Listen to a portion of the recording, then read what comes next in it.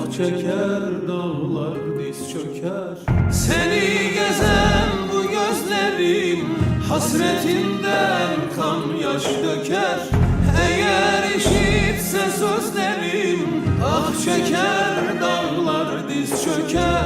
Kumar gözlüm, şirin sözlüm, aklım başımdan almışsa sensiz perişandır gönlüm.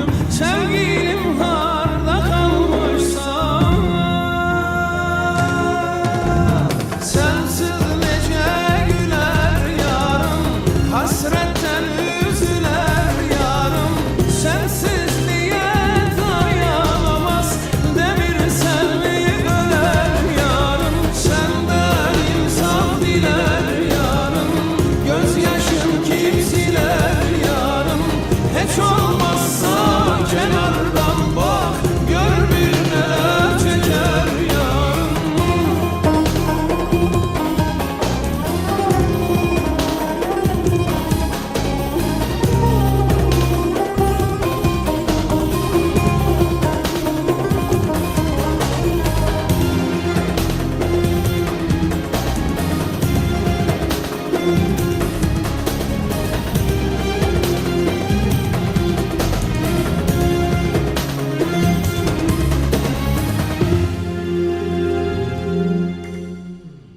Çiçekleri kokuyuram, gönlüm senin kokun duya.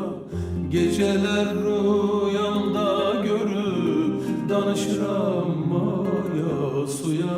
Çiçekleri